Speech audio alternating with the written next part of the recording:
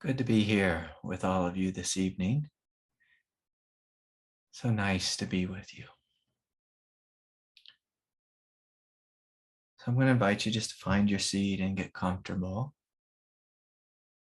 And I encourage you in this moment just to unhook from everything, let go of the busyness of life.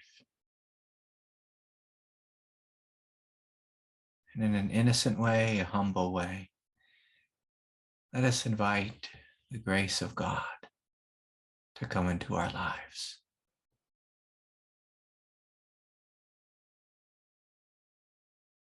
And I encourage you in this moment, if you have a personal wish or desire or something, say, for example, that you in particular are struggling with,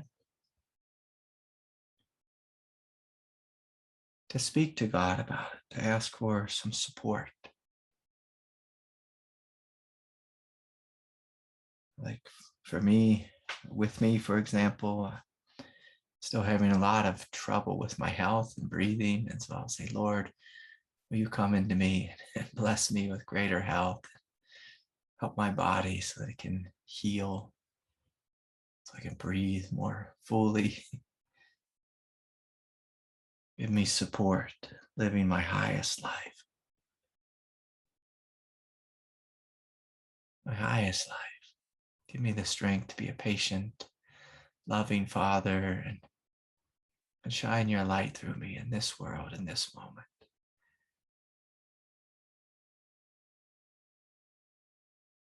And so this is my prayer.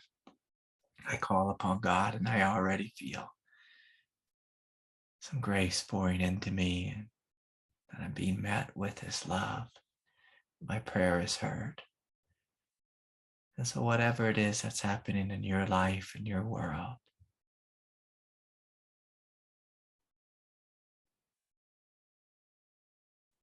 now place it in the lap of God. Say, Lord, come into me, help me. Fill me up with the highest light. Awaken me to the greatest love. Help me with this addiction or this egoic tendency or this anger, this sadness. If there's any kundalini people in the room, you can say, help me with all this pressure and all these blockages and places the energy gets stuck. Help straighten it out, Lord.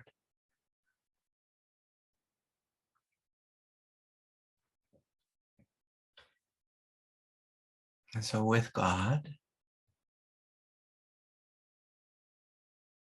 I invite you to have a relationship with God where it's almost like you're speaking to a good mother, a good father, someone you love and respect, and are just asking them for support.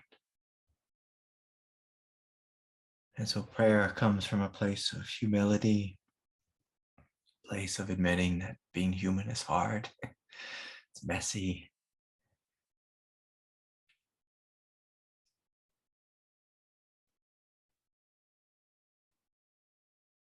And that we don't always have all the right tools here on planet Earth to be fully enlightened Buddhas on day one. And so you can feel into your heart, feel into your life in a humble way, just reflecting on what you'd like support with. God, I struggle with this. Can you help me? Can you help me? And so you're opening. So the same way you receive your breath as you take a deep, full inhale. In a similar way, this is how we receive grace. We breathe it in. We soak it up.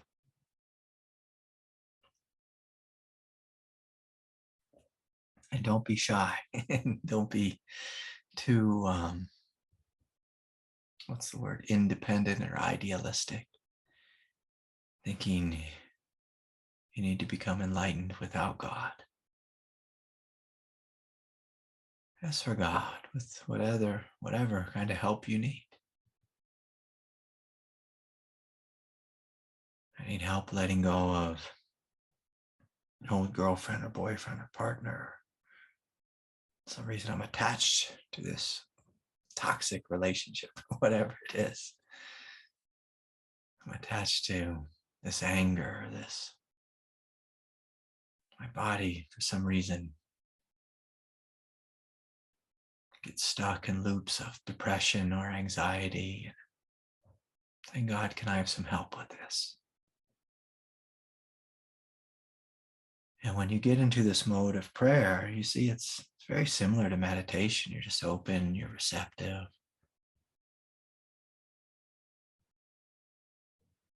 You're stepping back out of the egoic mind into a place of humility and knowing that there's another way.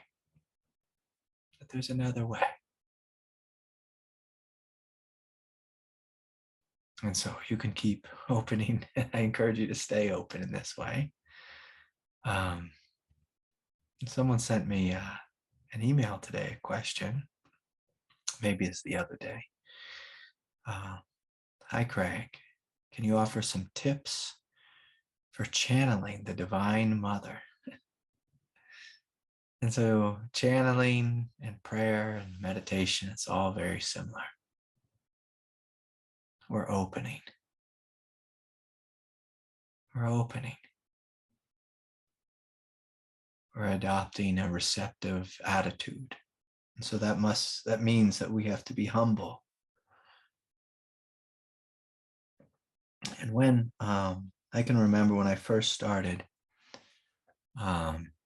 building things like on my own, when I was first building things, I would just build for my teacher and I'd use all his tools. But at some point, it became apparent that I needed to get my own tools.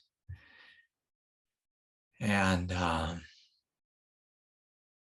that time, and this was like before the internet, and it was a time when you used to get catalogs in the mail. I don't know if they send out catalogs anymore. But I used to get this catalog in the mail, Harbor Freight Tools, and basically it was cheap Chinese tools. It wasn't like good American-made tools. It wasn't professional tools. It said professional on it, but they were like knockoffs. And I can remember I bought a lot of these tools, and I'd be at my teacher's house and trying to build something. And sometimes the tools would just fall apart in my hands. Sometimes like the power cord would stop working. I can remember I had this angle grinder once, and those of you that don't know what it is, it's a spinning disc, like you hold it in your hand and it's got like this spinning disc on it. It spins real fast. You use it to cut rebar, metal, roofing. It's an incredibly dangerous tool, but and I got it. It was, like a quarter of the price of like a DeWalt one. And the power button, it would turn on and stay on. Sometimes you'd turn it off and then it would just start spinning out of nowhere and really scare you. A couple of times it got me and cut me, cut into my flesh. And, in a sense, like having a human egoic mind is very similar. It's a tool that doesn't work very well. Sometimes it's working pretty good and we're being mindful and this and that, and then out of nowhere, there's a glitch in the nervous system and we get all fired up or we get angry, reactive. And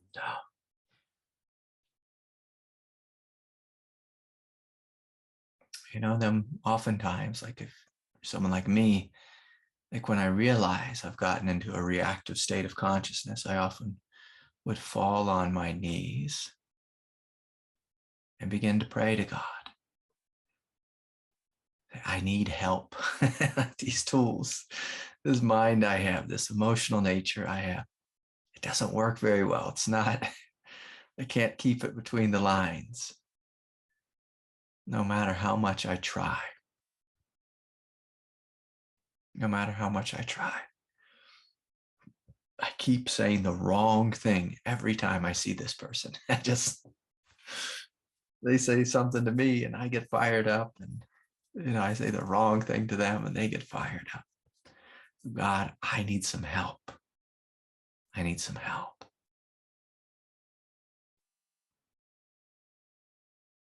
And so this is what prayer is.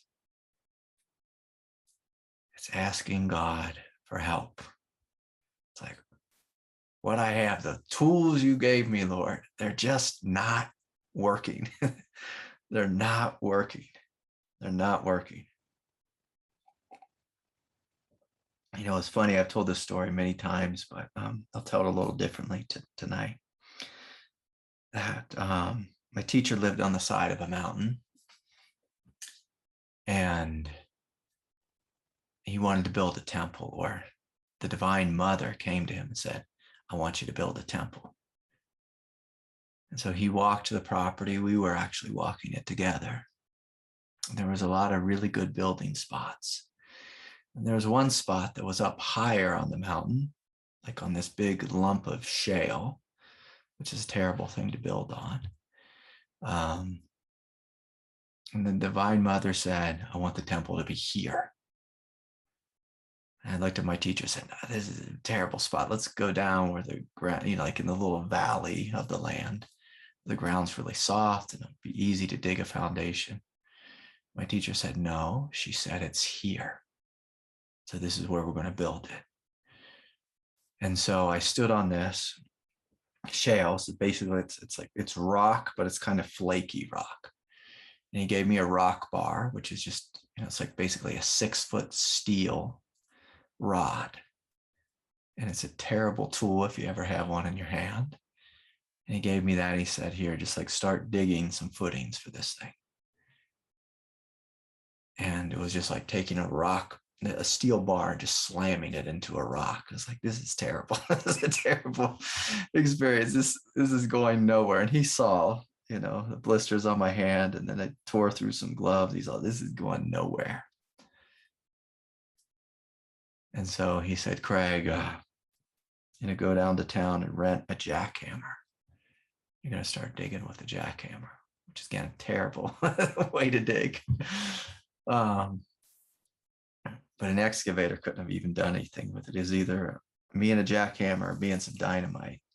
And dynamite, I would have made a big mess. A big mess.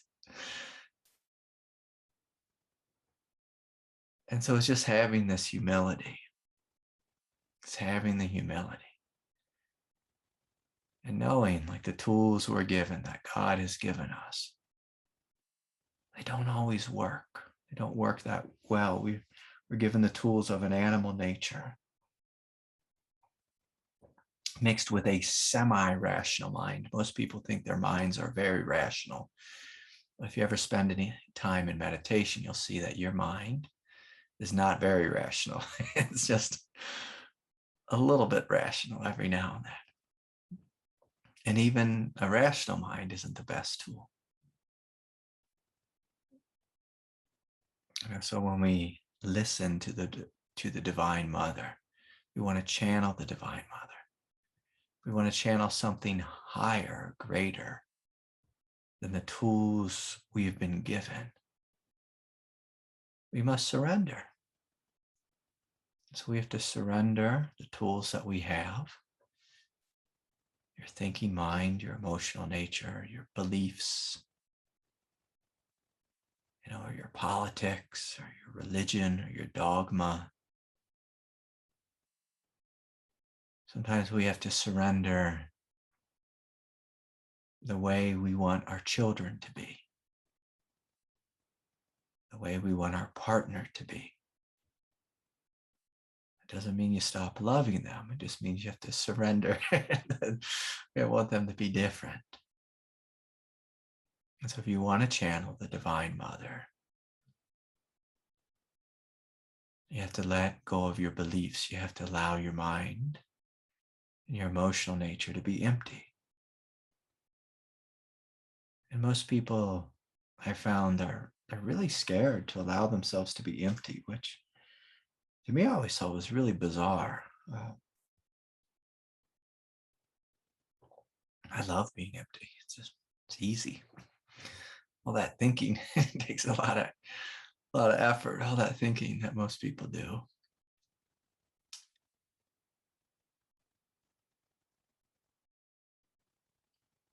And I went and saw my friend Butch today in a nursing home, and it's funny between his mind and my mind. Like his mind is fading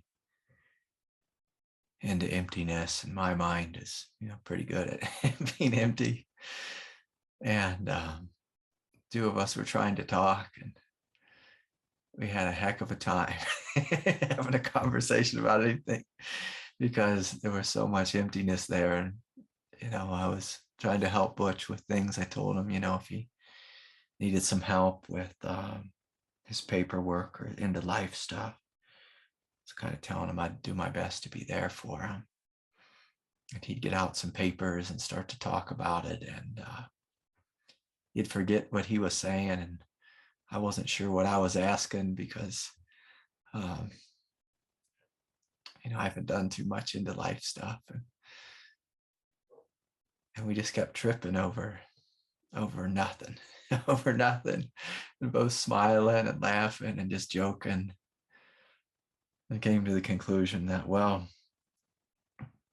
maybe we need to get someone official in here who knows about this, have her straighten us out. But in the meantime, we're just going to smile and love each other and be open and presence and grace. And just being and experiencing life together. And for those of us who have strong egos, it's really hard to be. It's really hard to open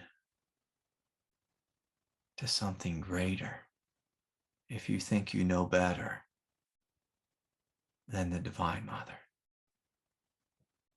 If you think you know better than the will of God. It's very hard to be open. But if you're like me and you trust that God's intelligence is greater than your intelligence, then opening in this way, it's quite simple. Quite simple. It's like you're taking the responsibility off your shoulders. And I can remember when I was young, my egoic nature, it had such an identity around knowing what to do and being responsible and being a good worker bee. And I can remember when I started to feel the weight and the heaviness of that identification and the weight that I was taking on. There was this heaviness because I was trying to control life. Like sometimes when we get in our head that we are responsible for how our life is, how our partner's life is, how our children's life is. We're responsible for everything at work. We're responsible for everything in our agency or business or in our family system. Like that type of weight, that type of egoic pressure can drown you, can kill you, literally. Gives people heart attacks to live under that type of weight. And I lived under it for years. I was really comfortable until I began to awaken and see, oh my God, look what I'm doing to myself. And look at this belief system that I have where I believe I know better than God. I believe I know how life should be. I can remember I used to stay up late. I would argue with God to the middle of the night. then you're doing it wrong. This is not how life should be. This is not how life should be. This is not how life should be. You're doing it wrong. And then one day it just broke. I realized there's one way it's going to happen. It's God's way. It's God's way. And that my job was to cooperate. My job was not to hold life together. That's God's job. My job is to cooperate, to step into the flow of divine intelligence. And so if I return to this question, tips on channeling the Divine Mother, kind of sounds like a question for like a newspaper person, Ann Landers or something.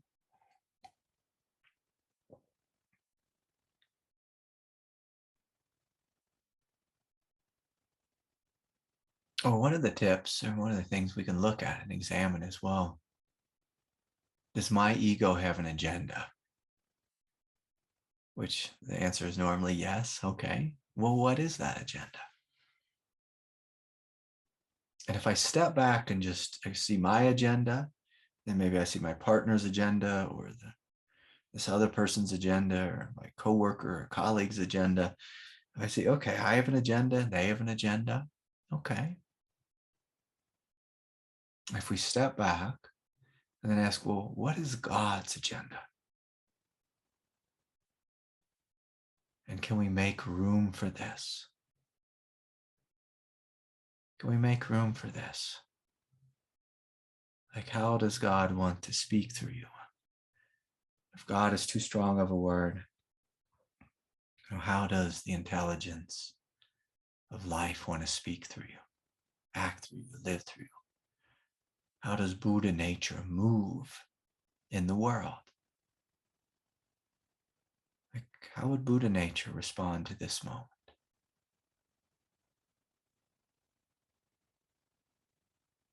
Back in the, I can't remember when it was the 80s or 90s, maybe it's the 90s. People had what would Jesus do? And it got a little too goody two shoes for me, but how would the Christ manifest in your life in this moment? And so it's being open, it's being receptive, and it's learning how to listen. Learning how to listen.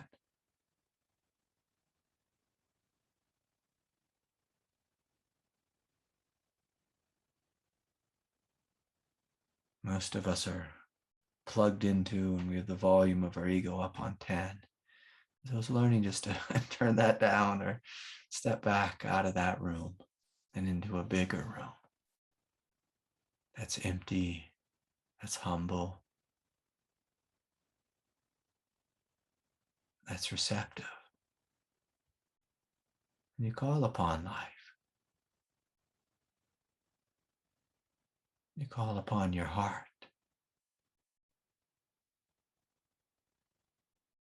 And ask your heart how to respond.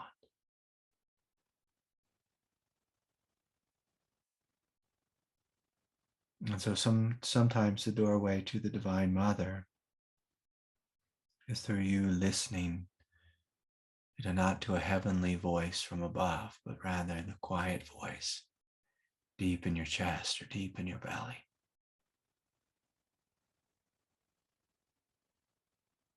So if you want to receive her grace, often the grace will come down through your crown. If your crown chakra is open, you'll begin to feel this grace beginning to pour down through you.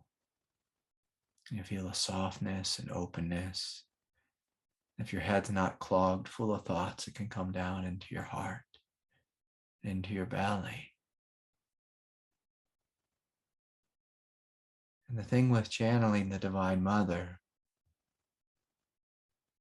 a lot of people think of channeling as like you sit down and you have a pencil in your hand and you're going to write everything, a big fat notebook. You can write everything down that God says to you, the Mother says to you.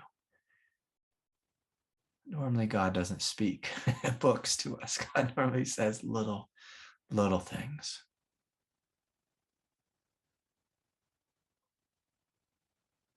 It's very little simple instructions. Often it comes without words, where you'll just feel in your body and you realize, oh my God, I'm so tight, I'm so tense. There's this grip or there's a heaviness, a stone in my heart. I need to relax. I need to let go. And as you do so, this warm grace starts to flow more fluidly throughout your body. And you see, oh, I'm not alone here on planet Earth. I'm not alone. It's not my big, angry ego against the world. Like, that's not the highest truth. So sometimes when we channel God, our big, angry ego starts to soften and melt. And we realize, gosh, I've been too harsh with myself. I've been too harsh with my kids. I've been too harsh with the guys at work.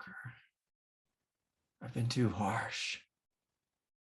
And as you acknowledge this, you might start to feel some tears or like a breaking open of the heart.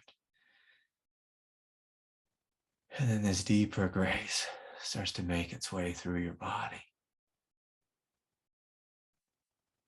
And so oftentimes the Divine Mother is a silent teacher.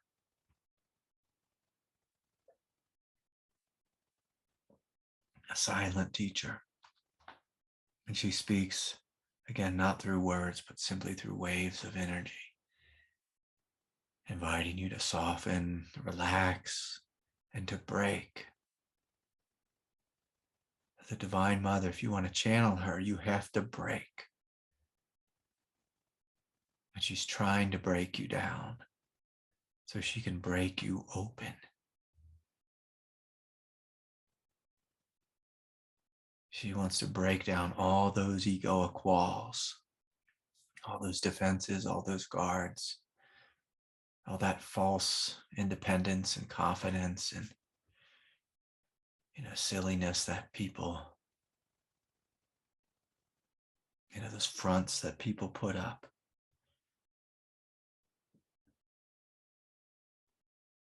Some people live their whole life through a mask of being the angry one, the grumpy one, the bossy one.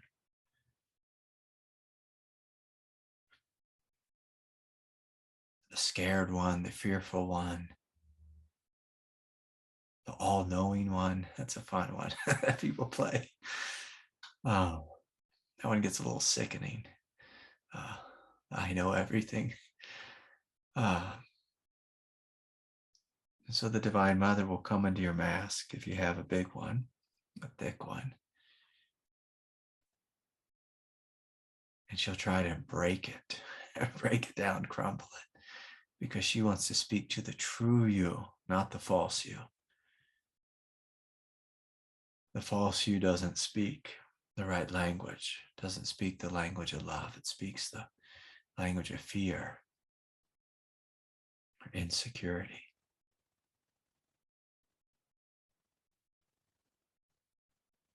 And so these are good questions to ask ourselves. Well, am I wearing a mask? What's my mask like? If it's a little thin, transparent mask that you just put on every now and then, no big deal. We could have a little fun with that. It's a big, heavy mask that comes with a coat of armor. Boy, that's going to weigh you down. And you'll suffer immensely with that. And so it's a good question. Is there something I'm hiding behind? So you cannot hide and receive. To come out into the sunlight of grace. You have to come out into the light if you want to receive. I feel into this question a little bit more if I make it real practical. If you want to channel the Divine Mother, how about, do you speak to her? Do you talk to her? Do you pray to her? Do you bow before her? Do you worship her? And that doesn't have to be, anything too silly. It can be more just seeing the beauty of the world. Like right now it's fall here in the northern hemisphere. And can you see the Divine Mother's face and the beauty of some yellow leaves or some brilliant red leaves, or the face of your child, or your little dog?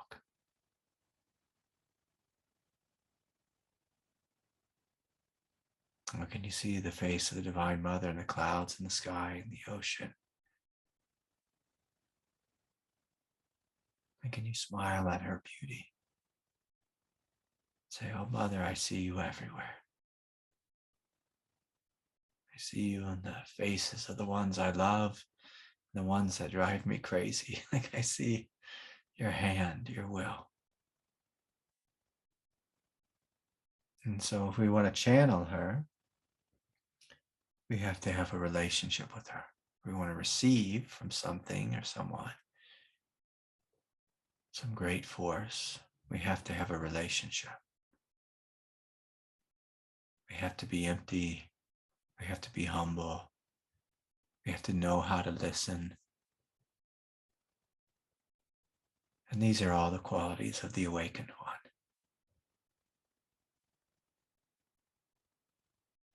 Like sometimes people, when they try to channel they listen to their spiritual superego. Sometimes when people meditate, their spiritual superego meditates. It's not even them meditating. And so we don't want to do that.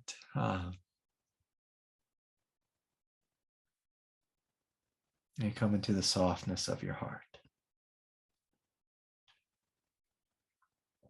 So anyways, another practical thing is just, I guess most people don't know this, but your crown should be open always. If you want to receive something great from heaven, from outside of you, make sure that crown chakra is open.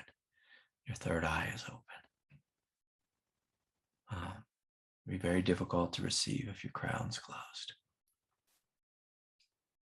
Okay. Let's hear from Jordan. Hi, Jordan. Hey, Greg. Hi, everyone. A lot of the time when I have that crown open or just kind of like this emptiness inside, it's easy for me, if I'm speaking with someone, to lose myself inside of them and I lose my boundary. Yeah. It's almost like there's nothing here, and it just kind of goes automatically to whatever they're feeling. Mm-hmm. And I know sometimes in some scriptures, it's like the greatest yogi is that feels everything, but then sometimes I feel like it's almost like losing my own sense of like, I'm not sure if I'm taking on too much by doing that, or if I should just kind of keep up a barrier, or if that's just kind of what's meant to happen. Am I meant to be in these spaces where I'm meant to like go into that, take it on, or should I just remain grounded in my own energy and just as lightly as possible touch into it and then not have it affect me, or should I fully go into it and take it on? Yeah. So let's keep it real simple. With other people's karma, that's between them and God, them and themselves. There's nothing you need to take on from anyone else. In fact, it can be a little bit unhelpful for them if you take it on, because then they don't learn how to heal or master whatever it is that they're experiencing themselves. And so this is a beautiful question. So if the crown is open and we're finding ourselves getting overwhelmed by other people's energies, the next question is what's going on in my root chakra? What's going on in my hara? So do I feel, am I connected to a strength? Am I Buddha nature? In my root and in my hara? Or am I just like, ripped wide open? And I can remember I used to do this. I'd be ripped wide open, say, from the throat up, or the third eye and the crown. And I just get lost in other people's feelings. Probably my heart was probably open as well. So I'd be in my empathetic heart and feeling everything the other person is feeling. And I felt as if I was being invaded by aliens or crazy thoughts or feelings or whatever it was. And the only thing that stopped me from being overwhelmed was when I realized, oh, like if I am open throughout the body, but also rooted in my pelvis and rooted in my hara, it was like a strength and a column of light and nobility where I could not be lost because I knew,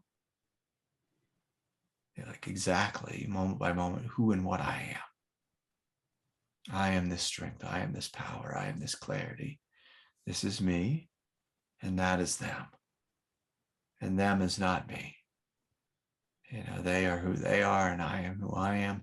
And these are their feelings. Their feelings would still flow through me. And just because feelings are like transmissions, but I don't need to take any of it on. In fact, when you're rooted in Buddha nature, you can't really take stuff on.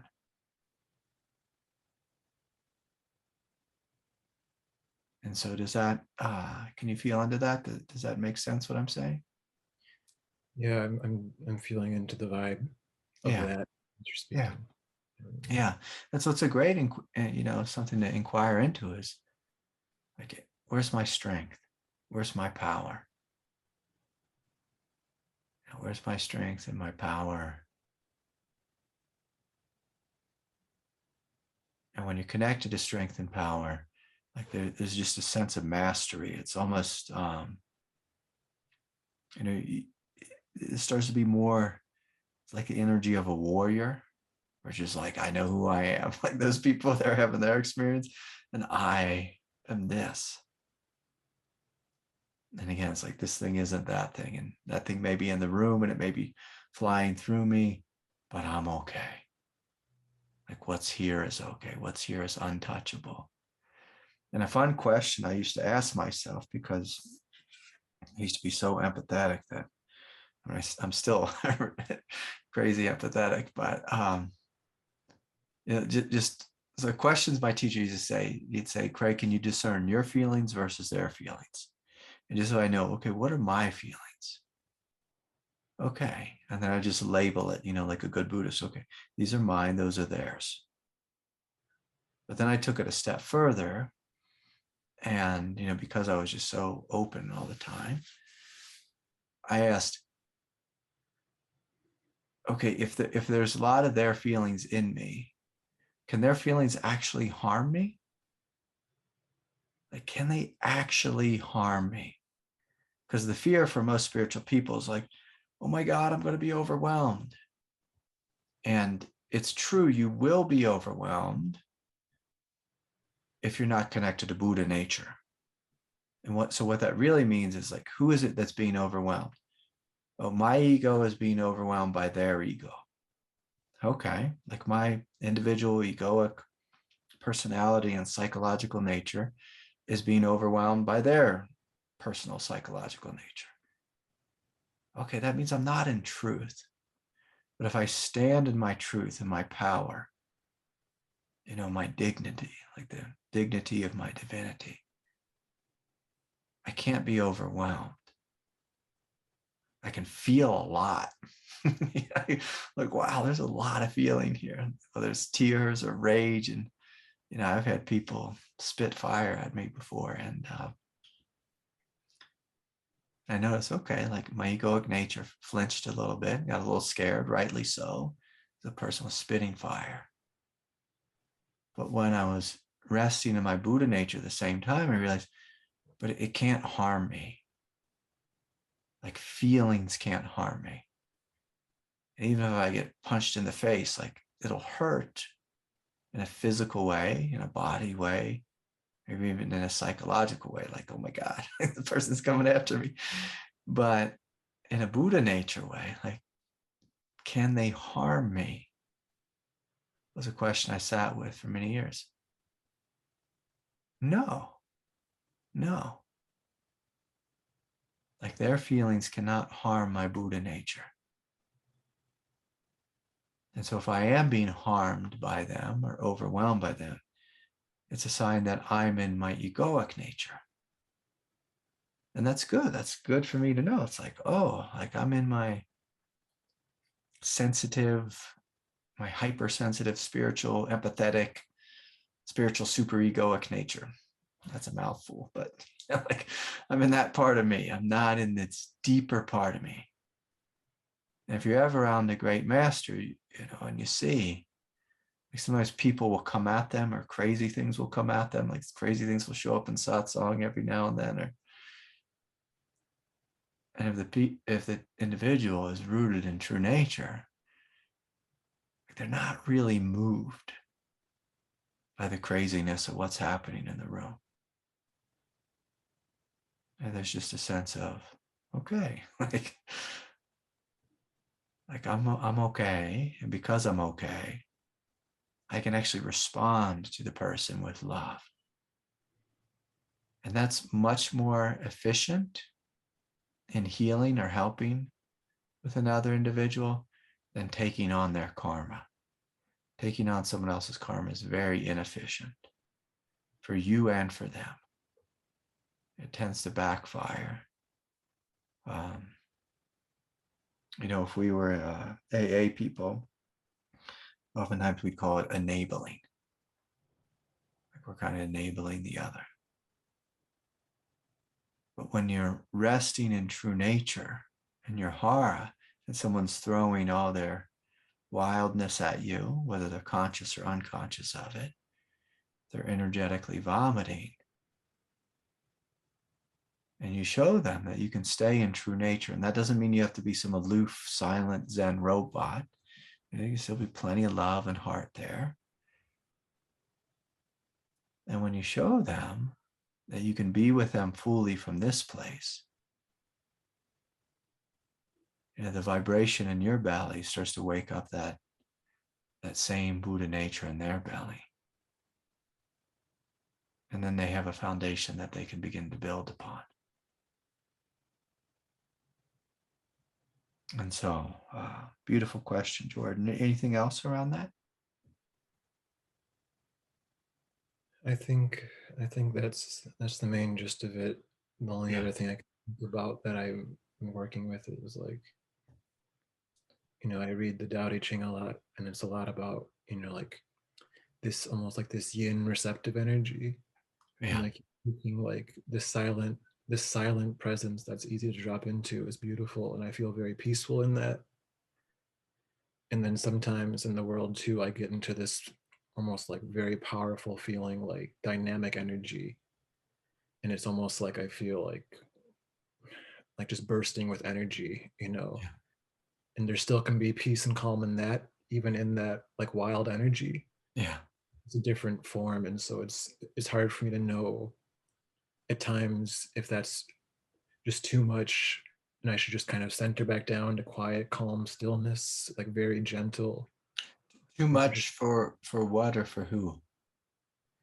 it's just very active and very dynamic, and Mm-hmm. people might be more entertained around it, or more excited, or more joyful around the energy, but it's just a different feeling than something that's more calm and centered.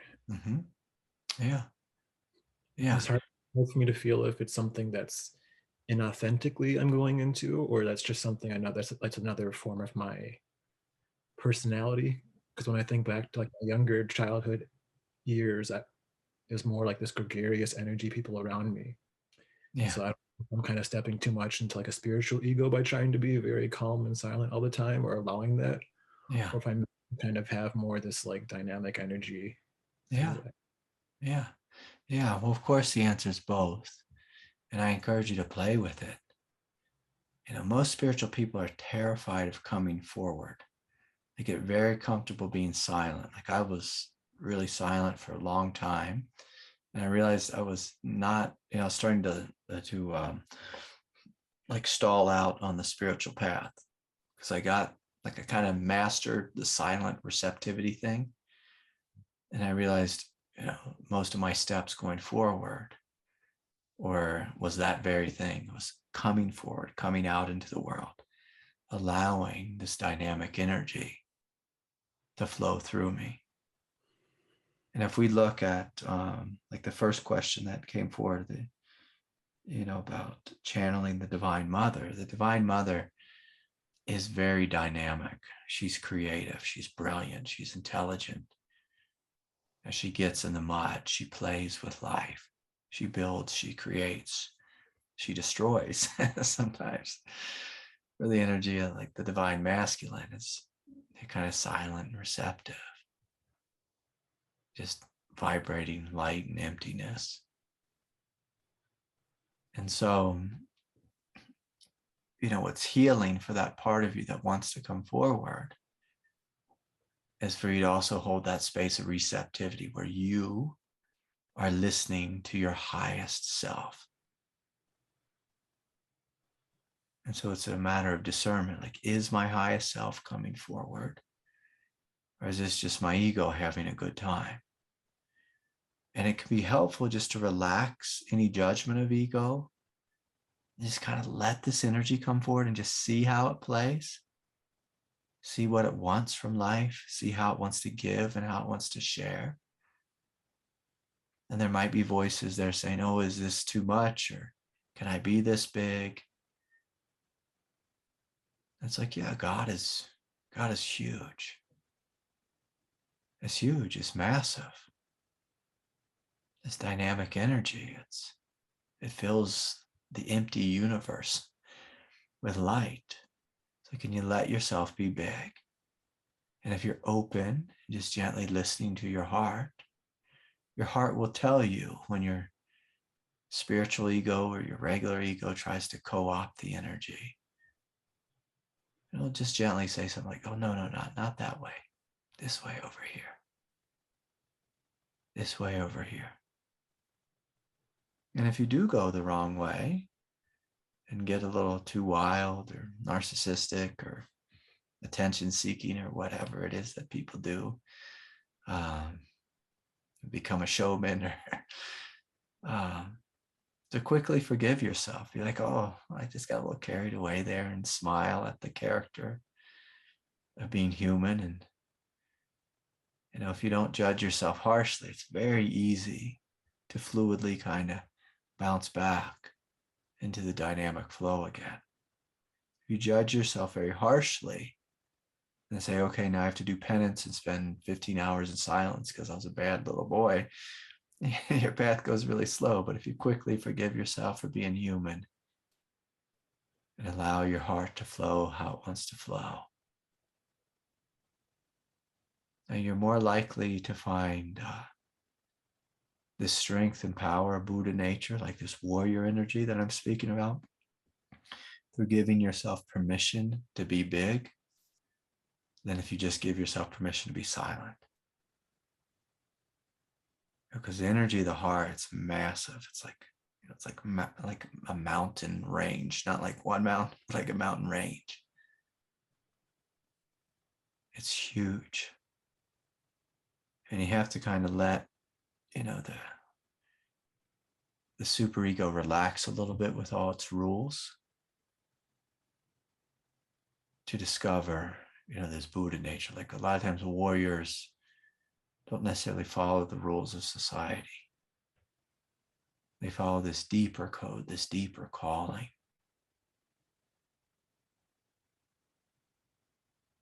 And that's why, eventually they can do what they do, or they're fearless, they run into battle. And in this situation, it just means giving yourself permission to allow this massive dynamic energy to flow through you. And all of us know, like if we're just reasonably awake or semi-awake, like when your ego starts kind of getting in there and putting on the mask of the enlightened one or whatever, or the know-it-all, or it takes over the wild energy and using it for its own pleasure or its own benefit. Because you'll see that like this wild energy that you're speaking about, when it's wild divine energy, the intention there tends to be love, tends to be peace, tends to be healing, tends to be light, tends to be laughter, lightheartedness. It doesn't, it's not self-serving, but it may absolutely enjoy the engagement. And there's a difference there between, say, self-serving and just enjoying life. Enjoying life fully and completely. And I don't necessarily mean like in a pleasure way, but through engagement, through dynamic energy, there's just a natural sense of like, I feel so alive. It feels so good to connect and to build and to create and to dance in this way.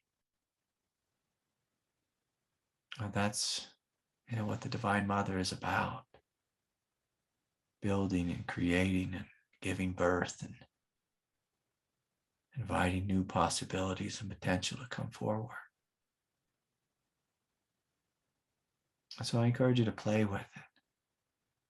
To play with it. A lot of spiritual people, they're so afraid they're going to make a mistake. And it's like, we have to make mistakes. Like we have to go out and fail a little bit, take it a little too far and be a little too wild. And, then we just kind of course correct. Is that what the right word is? Course correct, where you kind of need to steer your way back into it. Just. Yeah. Thank And you. so, yeah, of course. Good to be with you, Jordan. Likewise. Yeah. Jordan, let me ask you something real quick. Where do you live? I'm kind of bouncing back and forth. Right now I'm in St. Paul, Minnesota. Okay. Up there in Minnesota. All right. Well, I'll send some love your way, my friend. Yeah. Yeah. Good to see you, Jordan. Yeah. All right. Kyle has a question. See if I can press my buttons here. Hi, Kyle. Hey guys. Yeah, I'm in St. Peter, Minnesota. It's another saint. St. Paul and St. Peter, huh? Yeah. So I have a similar question because it seems like oftentimes like the external world, maybe like work or relationships sometimes like become more challenging, or at least it seems like they become more challenging, even as like my internal world, like maybe receiving more grace, more internal peace, more expansive, more, I feel more connected to nature. But, then things at work, like maybe get more challenging and things like that. So I'm wondering like where to keep my focus, or is it also could be just like turning 30 is maybe a transitional point in life. So I'm kind of wondering like where to keep my focus when the outside world might become more challenging. Yeah, let me see if I can understand your question correctly. So I think what you're saying is there's this funny thing that happens. The more you wake up, the more you feel, and the more alive you are, the more aware you are of your interactions with others. And so relationships can become, in a sense, more difficult because you're feeling more, you're experiencing more. Is that kind of right? Yeah. Yeah. Okay, good. And I can remember this, like when this happened to me. When I was really young on the path, and like before I met my teacher, when I say 14, 15, 16, I'll be blunt here. So I was kind of like a hippie kid, and I was meditating, but also, I like to smoke some of the reefer, and it dumbs you down a little bit, like dulls your senses. And when I met my teacher, I pretty much just kind of gave up everything. And I started to wake up very quickly. And I realized my senses started to become very heightened. And because they were heightened, I started to feel so much more. There was more of me that was awake and engaged with life. So in a sense, relationships became a little bit more complicated. Because when you're kind of, when you're dumbed down through whether smoking or drinking or just being unawake or unaware, there's kind of an easiness towards life in the sense that it's just you against life. It's like you're just trying to get all your needs met, and you dismiss people, and you don't really care about them too much. You don't feel into them too much, and you're not too empathetic. But as you start to awaken, you become more and more empathetic. You feel more, you experience more, you get overwhelmed more by their thoughts and feelings. You start to understand karma more, and that you don't want to be hurting others or hurting yourself. And so it can be quite difficult all of a sudden to be like, oh my God, like, in a sense, as you wake up, life becomes more challenging. And, this is where God is inviting us at this moment in history to come out of the monasteries and learn how to embody our divinity. And that's going to be the path for everyone now, is can you embody this divinity? Can you embody it? And so moment by moment, we're going to ask these questions of what does it mean to be awake and human? What does it mean to be awake in your case, in a classroom? What does it mean to be awake in relationship? What does it mean to be awake and fall in love? What does it mean to be awake and sit in traffic? What does it mean to be awake and face depression or anxiety or fear? Like, what does it mean to be awake and live my life?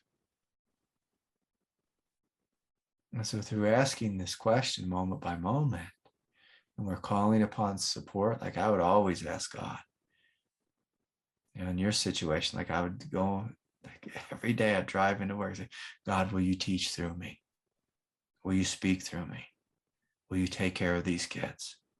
Will you help me be the best for them? And so I always started my day with that. I still start my day with that. Like, Lord, will you help me? Will you live through me? As we're setting this intention, we're having this active communication and conversation with grace, with the intelligence of the universe to live through us. And for those of us in the room who have depression or fatigue, or who have chronic weird illness that doesn't, weird's maybe the wrong word, mystery illness, these illnesses that the doctor can't sort out with one little white pill. I say, Lord, will you come into me? Will you help me? Will you help me face this fatigue? Will you show me the way? Will you heal me? Will you fill my body with energy? Will you do my life for me? So when we start the day with this, and when we have this as an ongoing prayer, there's less of a feeling of like Kyle against life, me against life. I have to figure this out. I have to walk the razor's edge, the tightrope, and do it perfectly spiritually. But there's more space in it. And we can stop and say, gosh, I really don't know what I'm saying, or I don't know what I'm doing with this person. I'm seeing that I have a animal desire that got me into this relationship with this person, or an agenda desire where I'm trying to do something to, get my way or show them I'm right, or whatever silly game that humans play, or I'm using them to try to network to get this other job, or I need them to like me. And so you see these things. It's like, oh, like I'm playing a game. God, can you come in here and straighten me out? Can you help me to love myself so I don't play this game with this other person? Can you help me to relax my agenda and my desire for, to control my children or my students or my, my mental illness, or, this mystery illness? Can you come into me, Lord, and show me the right attitude, the right mindset? And as soon as we say that, we begin to feel more spacious inside, more open. And we get tuned into this divine intelligence, which is different than human intelligence.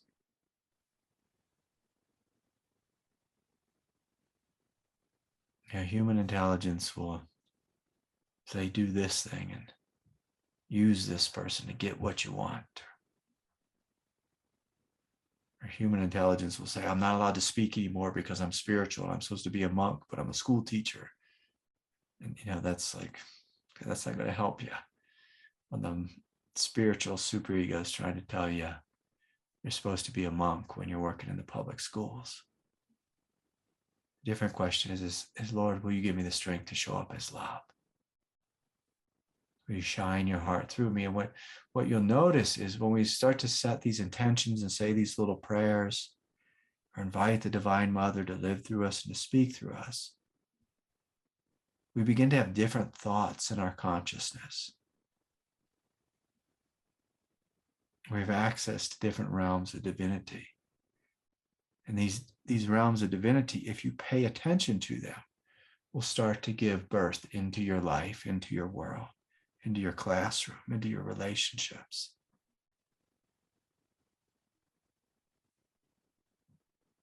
But if we don't pray, if we don't open, then we just kind of repeat our own egoic conditioning, which is oftentimes it's like our parents' voice in our head, or inner critic hating ourselves, judging ourselves, saying that we're wrong all the time. We're breathing the air. I must be wrong. I'm wrong somehow here. I know I'm wrong. It's like, no, you call upon God and say, God, will you replace the superego in me with something different? Sometimes you just walking into the bathroom and you look in the mirror and you see yourself and you smile. You're like, oh, look, there I am. There I am. I'm this beautiful one. I'm a child of God. I am not wrong. I am right. I'm right. I'm good. I'm holy. And when you begin to see that what you are is holy, what you are is divine, your thoughts start to shift in your consciousness.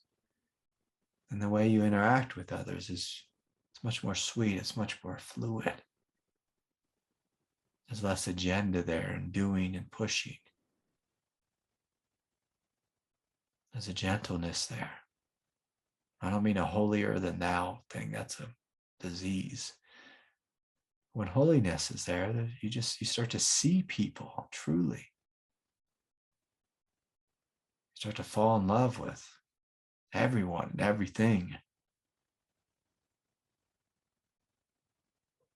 And there's a different kind of life that begins to live through you.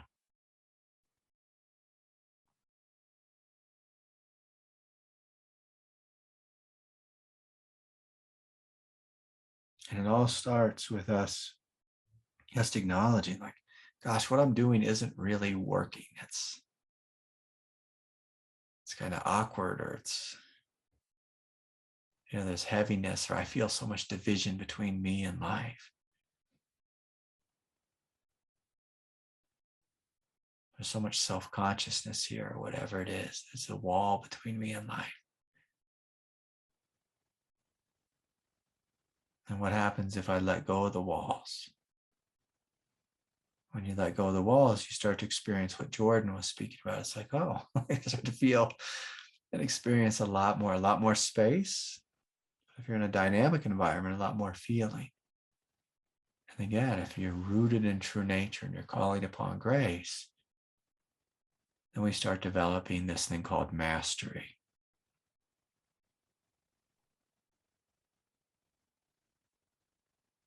And this is what your question is about, is how to live in a masterful way.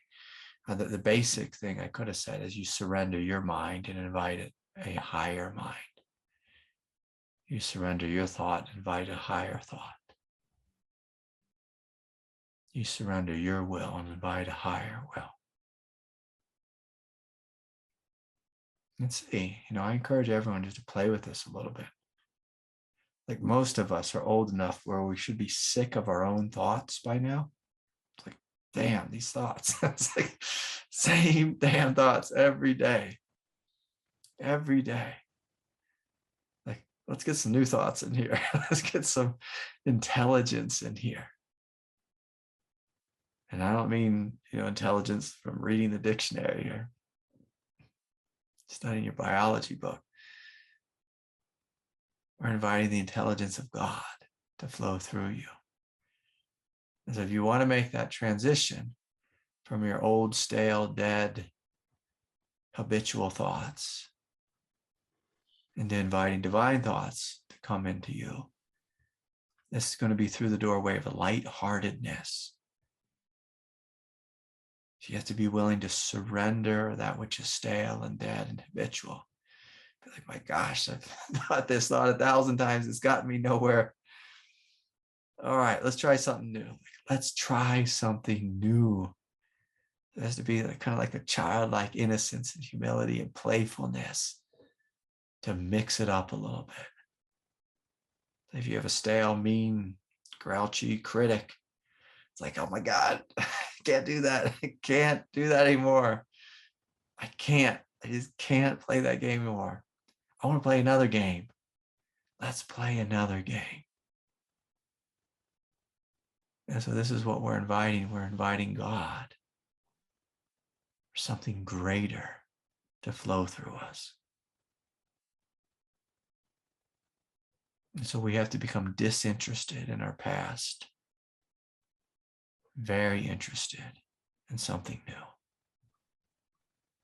Disinterested in our past and very interested in something new. So anyways, was that helpful, Kyle? Yeah, very. Thank you so much.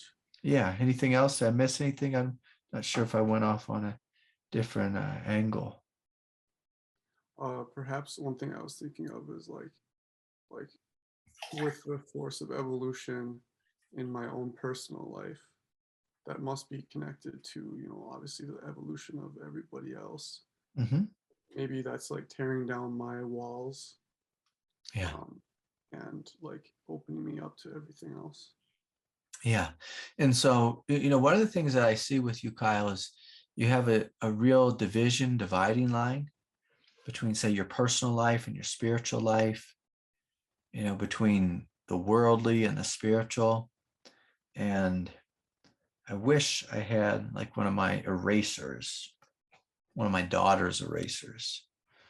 So we got a pencil eraser, but when you're in second grade or kindergarten, you get an eraser like this big thing, it's like this big piece of rubber, and they're huge. Now when we're adults, they just give us these little thing at the tip of a pencil. But we really need to erase. This isn't just you, this is everyone in the song. We need to erase any sense of division between my life and God's life, my ego and God, and just really erase any division there. We want God in everything. That God is the personal, God is the impersonal. God is the worldly, God is the spirit. Like there's no spiritual life and worldly life. There is only a spiritual life. Only. So your personal is the evolving edge of God. You opening to your heart, the evolving edge of God. You inviting something higher is the evolving edge of God. And so the more, like, God doesn't make the division between Kyle, like the human, and Kyle, the divine one. God just sees you as divine. Just like you are divine. And yes, like you have these, human egoic tendencies. We all do. But where the heck did those things come from? Those came from God. And God started the whole play. Like God started the whole play. Like people think their romantic relationships are outside of, aren't spiritual somehow. It's like God created romance. God created, this polarity of masculine and feminine, or this, connectivity. It's all God. And more as we wake up, we see there is no division. Because if there's a division, we're trying to create some type of separation between me and God, me and the spiritual. If we really look at that, that's violence that we're doing. Like with God, no division. When we're awake, there's no division. No division. And so I'm sorry, I can't even remember what you asked. Were you trying to bring something else forward? Or I was was just it saying, answered? yeah, about the evolutionary, yeah, the evolving edge.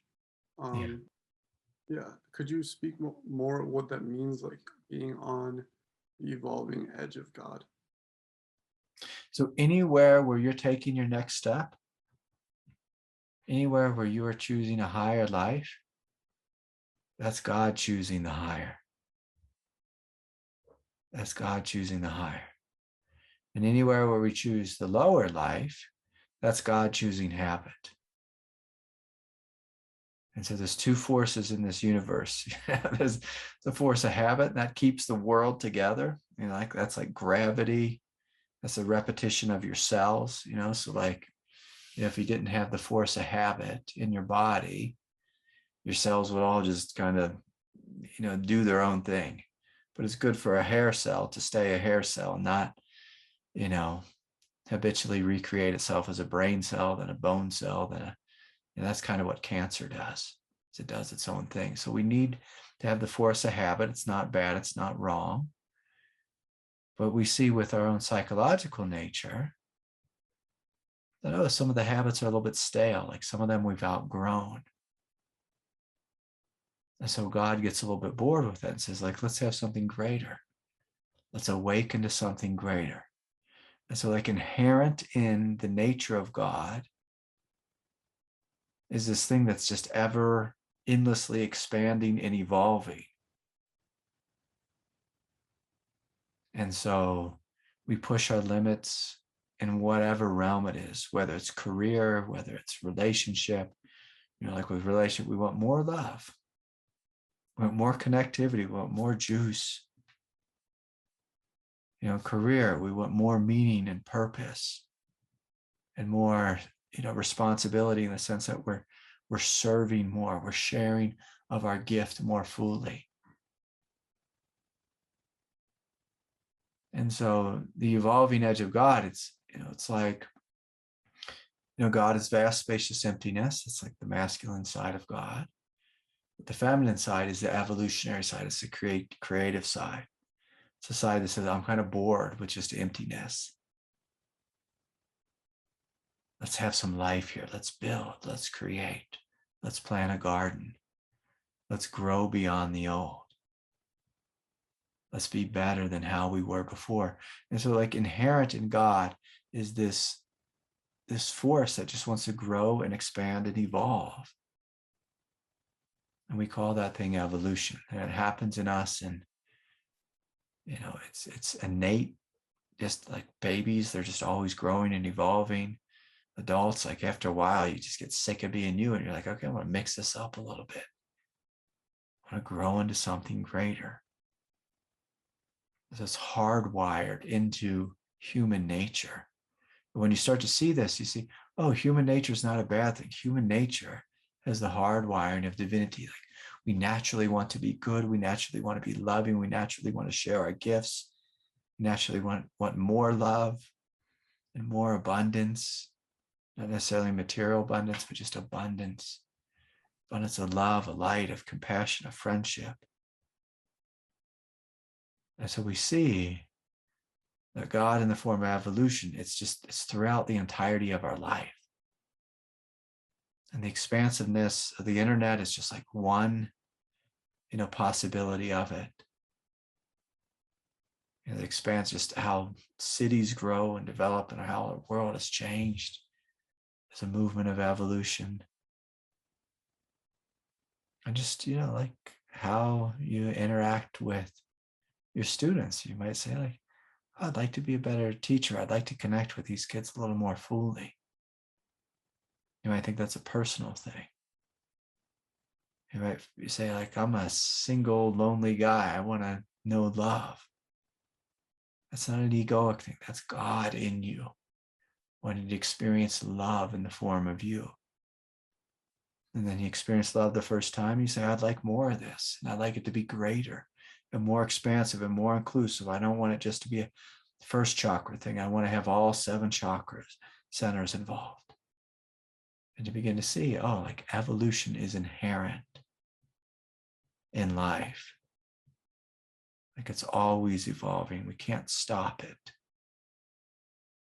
You can try to stop it, but it just feels like garbage. It feels like this is inherently wrong. And so evolution is happening everywhere, but with spirituality, with being awake, it's like, are we awake to evolution? Are we cooperating with it? And are we inviting it from the highest aspect of ourself? Like for most people, evolution happens just in self-serving parts of their self. Whereas when you start to fire on all cylinders, when you really start to awaken, you evolve in a sense, you want to evolve in a sense to serve God. And through serving God, you realize you benefit. You benefit. Like when I listen to God, when I take the highest path, I'm always going to be happier. But you're not doing it to get to be happier. You're doing it because it feels so good to serve God because you can't stop yourself. Like you can't stop yourself from serving. It just seems like there's a movement that's doing you. And this is a different type of awakening that most people don't speak about. But you get in this flow where it's moving you. And it feels wild, it feels dynamic, it feels powerful, it feels embodied, it feels liberated. And it just feels like kind of like the human you is just kind of going along for the ride. And it's like there's nothing else I could do or want to do. So anyways, I hope there was something good there for you, Kyle. Yeah, good to see you. Good to see you. Okay, well, it's getting late in the evening. I'll check the chat here. If I can find that thing. If anyone has a question, you want to throw it in the chat, please do so. Glance over there, the Facebook land. Anyone at Facebook land wants to put something up real quick? 3, 2, 1. Okay. Well, let's invite this just before we end this evening. If you feel into your hearts, if you feel into your belly,